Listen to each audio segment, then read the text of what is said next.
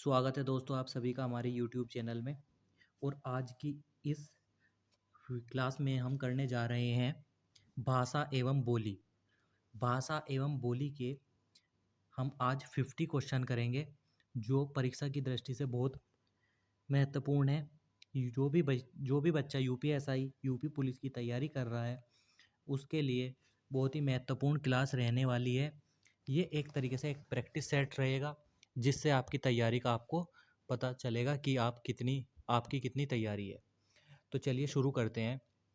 पहला प्रश्न है, किस वर्ष में हिंदी भाषा को कार्यान्वित करना यानी स्वीकृति का प्रस्ताव था? स्वीकृति का प्रस्ताव किस वर्ष मिला हिंदी भाषा को, बताइए। तो ये मिला था 14 सितंबर 1949 को। 14 सितंबर 1949 को स्वीकृति मिली थी। ठीक है। अगला प्रश्न है दोस्तों, 14 सितंबर 1949 को भारतीय संविधान सभा ने हिंदी को भारतीय संघ की कौन सी भाषा का दर्जा दिया था? ये बताना है कि हमें कौन सी भाषा का दर्जा दिया था। तो ये राजभाषा का दर्जा दिया गया था। और आपको पता होगा कि हिंदी भारत की राजभाषा है, ना कि राष्ट्रीय भाषा। अगला प्रश्न है, हिंदी दिवस किस तिथि को मनाया जाता है? बताइए दोस्तों, हिंदी दिवस किस तिथि को मनाया जाता है? तो 14 सितंबर को हिंदी दिवस मनाया जाता है। 14 सितंबर को हिंदी दिवस मनाया जाता है।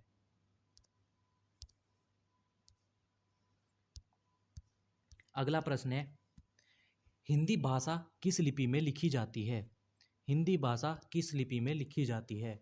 तो हिंदी भाषा देवनागरी लिपि में लिखी जाती है।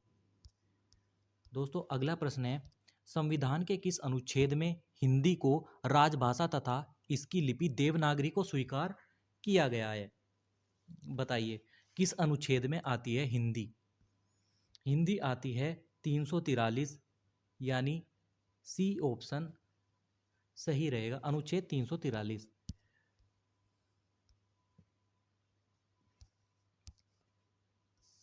अनुच्छेद 343 सही उत्तर होगा।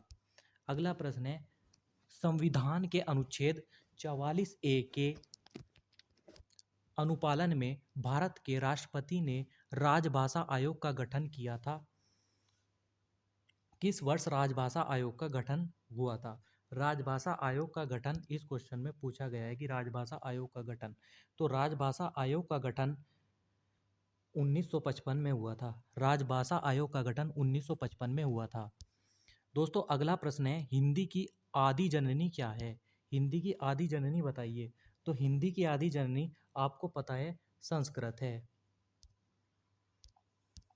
दोस्तों अगला प्रश्न है, लिपि की आवश्यकता होती है। लिपि की आवश्यकता होती है। लिपि की आवश्यकता होती है भाषा लिखने में। भाषा लिखने में लिपि की आवश्यकता होती है। अगला प्रश्न है दोस्तों कि देवनागरी लिपि का सर्वप्रथम प्रयोग कहाँ हुआ था? तो सर्वप्रथम प्रयोग देवनागरी लिपि का कहाँ पर हुआ था? बहुत मोस्ट इंपॉर्टेंट क्वेश्चन है। तो जयभट्ट के शिलालेख में, जयभट्ट के शिलालेखों में देवनागरी लिपि का सर्वप्रथम प्रयोग हुआ था। अगला प्रश्न है दोस्तों, वर्तमान हिंदी किस लिपि में लिखी जाती है? ये बताइए, वर्तमान हिंदी किस लिपि में लिखी जाती है? तो वर्तमान हिंदी देवनागरी लिपि में लिखी जाती है। भारत के संविधान के किस अनुच्छेद में हिंदी को भारत की राजभाषा बताया गया है? भारत की राजभाषा बताया गया है, ये अनुच्छेद 343 में भारत की राजभाषा हिंदी को बताया गया है। अगला प्रश्न है दोस्तों कि हिंदी भाषा का उत्तराधिकारिणी है। हिंदी भाषा की उत्तराधिकारिणी बतानी है हमें, कौन है? तो हिंदी भाषा की उत्तराधिकारिणी है संस्कृत। हिंदी भाषा की उत्तराधिकारिणी और आदि हिंदी संस्कृत है। संसार की प्रमुख भाषाओं में हिंदी का स्थान बताइए। संसार की प्रमुख भाषाओं में हिंदी का स्थान है, तो तीसरा स्थान हिंदी का संसार की भाषाओं में है, जो प्रमुख भाषाएं हैं बोले जाने वाली। भाषा लिखने के लिए प्रयुक्त चिन्हों को व्यवस्थित रूप में लिखने को क्या कहते हैं? तो भाषा चिन्हों को व्यवस्थित रूप में लिखने को लिपि कहते हैं। अगला प्रश्न है दोस्तों कि ब्राह्मी से किस लिपि की उत्पत्ति हुई? ब्राह्मी से किस लिपि की हुई? जो हमारी लिपि है देवनागरी। देवनागरी इसका सही उत्तर होगा। ये ब्राह्मी से इस लिपि की उत्पत्ति हुई है। हिंदी को विकास प्रदान करने वाली भाषा कौन सी है? बताइए, हिंदी को विकास प्रदान करने वाली भाषा कौन सी है जिससे हिंदी का विकास हुआ है? तो अपभ्रंश से। हिंदी का विकास अपभ्रंश से माना जाता है। हिंदी का विकास अपभ्रंश से माना जाता है। अवधी बोली किस अपभ्रंश से विकसित हुई है? बताइए, अवधी बोली किस अपभ्रंश से विकसित हुई है? तो अवधी बोली अर्धमागधी अपभ्रंश से विकसित हुई है। अवधी बोली अर्धमागधी अपभ्रंश से विकसित हुई है। अगला प्रश्न है दोस्तों कि हिंदी की मूल उत्पत्ति किससे मानी जाती है? बताइए, हिंदी की मूल उत्पत्ति किस अपभ्रंश से मानी जाती है? तो हिंदी की मूल उत्पत्ति शौरसेनी अपभ्रंश से मानी जाती है। वाराणसी गोरखपुर आरा के मध्य कौन सी भाषा बोली जाती है? बताइए, कौन सी भाषा बोली जाती है? तो भोजपुरी बोली जाती है। वाराणसी गोरखपुर आरा के मध्य भोजपुरी भाषा बोली जाती है। ब्रज भाषा का केंद्रीय क्षेत्र है। प्रश्न है, ब्रज भाषा का केंद्रीय क्षेत्र है। तो सही उत्तर होगा कि मथुरा। मथुरा जो है ब्रज भाषा का केंद्रीय क्षेत्र है। अगला प्रश्न है, किस क्षेत्र की बोली को काशिका कहा जाता है? तो काशी से वाराणसी, तो 21 का बी वाराणसी। तो किस क्षेत्र की बोली को काशिका कहा जाता है? तो वाराणसी के क्षेत्र की बोली को काशिका कहा जाता है। अगला प्रश्न है, पश्चिमी हिंदी के अंतर्गत कौन सी बोली आती है? बताइए, इनमें से कौन सी बोली पश्चिमी हिंदी के अंतर्गत आती है? तो कन्नौजी आती है। कन्नौजी पश्चिमी हिंदी के अंतर्गत आती है। निम्नलिखित में से कौन सी बोली पूर्वी हिंदी के अंतर्गत नहीं आती?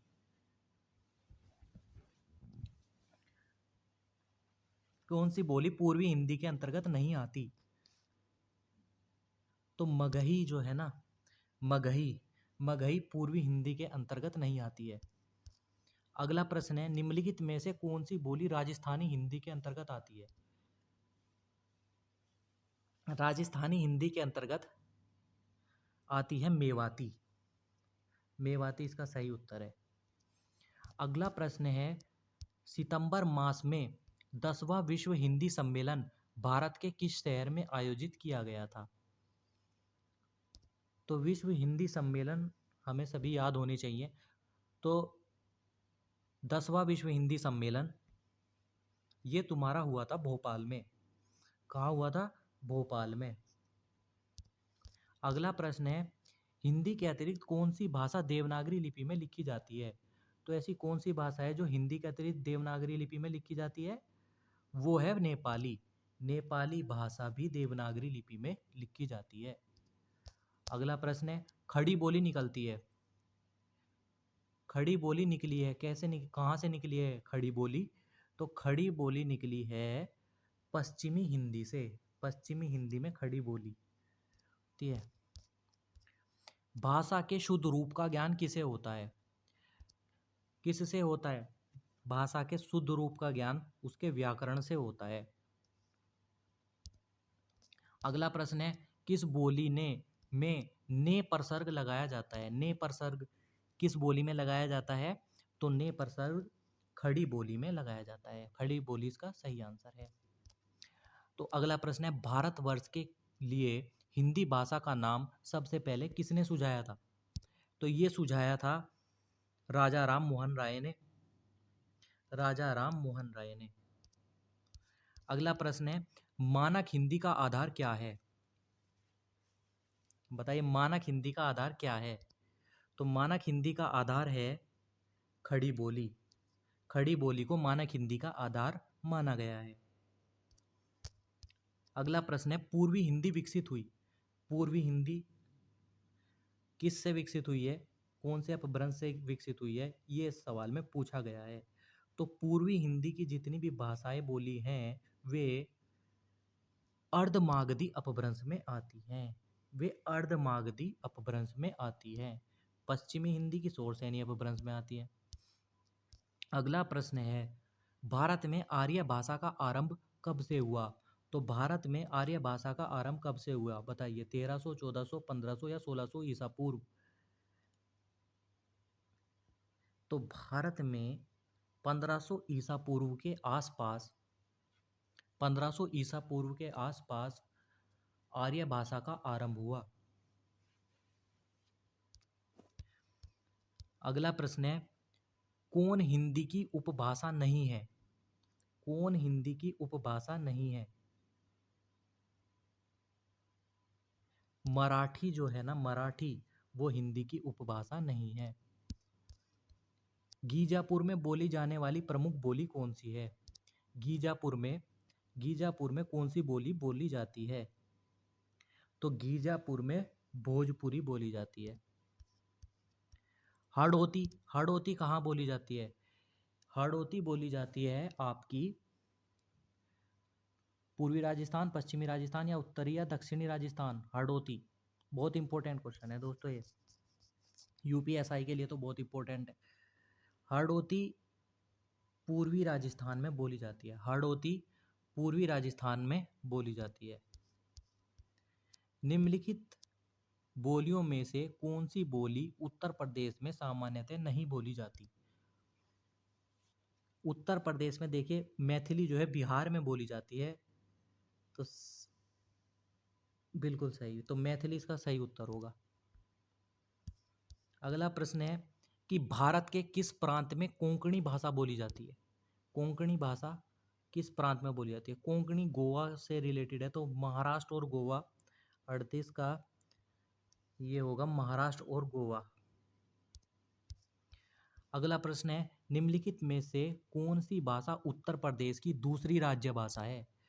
तो हिंदी, अंग्रेजी, उर्दू या भोजपुरी? तो उत्तर प्रदेश की दूसरी राज्य भाषा उर्दू है। अगला प्रश्न है, रामचरितमानस किस भाषा में लिखी गई है? तो रामचरितमानस का सभी को पता होगा, अवधी भाषा में रामचरितमानस लिखी गई है। अवधी भाषा में रामचरितमानस लिखी गई है। अगला प्रश्न है दोस्तों कि खड़ी बोली हिंदी का प्रथम कवि कौन माना जाता है? बहुत इंपॉर्टेंट क्वेश्चन है। खड़ी बोली हिंदी का प्रथम कवि कौन माना जाता है? तो अमीर खुसरो को खड़ी बोली हिंदी का प्रथम कवि माना गया है, अमीर खुसरो को। दोस्तों अगला प्रश्न है कि रागड़ी बोली कहाँ बोली जाती है? बताइए, रागड़ी, रागड़ी है ये, रांगड़ी, रांगड़ी है। तो 42 का डी सही रहेगा। ये बोली जाती है हरियाणा में। हरियाणा में रांगड़ होते हैं ना, रांगड़ी बोली बोली जाती है। इनमें से कौन सी बोली मध्य प्रदेश की प्रमुख बोलियों में से नहीं है? मध्य प्रदेश की बोली नहीं है, वो कौन सी बोली है? तो बांगरू, बांगरू मध्य प्रदेश की बोली नहीं है। बांगरू शायद राजस्थान या हरियाणा में से किसी एक की बोली है। राजस्थान की नहीं, हरियाणा। बघेली बोली किस क्षेत्र की बोली है? बघेली बोली किस क्षेत्र की बोली है? तो बघेली बोली जबलपुर की बोली है। बघेली बोली जबलपुर की बोली है। पुरानी हिंदी, उर्दू और अंग्रेजी के मिश्रण से उत्पन्न नई जबान कौन सी है? तो वह है हिंदुस्तानी भाषा। कौन सी भाषा है? वह है हिंदुस्तानी भाषा। अगला प्रश्न है, पश्चिमी हिंदी की कितनी बोलियां हैं? पश्चिमी हिंदी की कितनी बोलियां हैं? पश्चिमी हिंदी की 5 बोलियां हैं। पता होगा आपको सब, 5 बोलियां। किसी सीमित क्षेत्र में बोली जाने वाली स्थानीय भाषा को क्या कहते हैं? सीमित क्षेत्र में बोली जाने वाली स्थानीय भाषा को आप बोली बोलते हैं। क्या बोलते हैं? बोली। अगला प्रश्न है, भाषा को बोलते समय होने वाले उतार चढ़ाव को क्या कहते हैं? भाषा को जब हम बोलते हैं जो उतार चढ़ाव होता है उसे हम क्या कहते हैं? उसे अनुतान कहा जाता है। उसे अनुतान कहते हैं। रोमन लिपि का प्रयोग किस भाषा के लिए नहीं होता है? तो रोमन लिपि का प्रयोग किस भाषा के लिए नहीं होता है? कुल्लई कुल्लुई भाषा के लिए रोमन लिपि का प्रयोग नहीं होता है। कुल्लुई भाषा के लिए रोमन लिपि का प्रयोग नहीं होता है। कुल्लुई सही आंसर है इसका। और आज का लास्ट सवाल है कि जनगणना 2001 के हिसाब से भारत में निम्नलिखित में से सबसे अधिक भाषा बोली जाती है? बांग्ली, मराठी, तमिल या गुजराती? ये आज का लास्ट प्रश्न है। इसका आपको आंसर कमेंट में देना है दोस्तों। और आपको बता दूं कि इसका नेक्स्ट पार्ट और आने वाला है इस वीडियो का, पार्ट 2, जिसमें लगभग 50 क्वेश्चन और हैं और इन 100 क्वेश्चन में ये बोली और भाषा कंप्लीट हो जाएगी परीक्षा की दृष्टि से। तो चैनल को सब्सक्राइब कीजिए, वीडियो को लाइक कीजिए। धन्यवाद दोस्तों।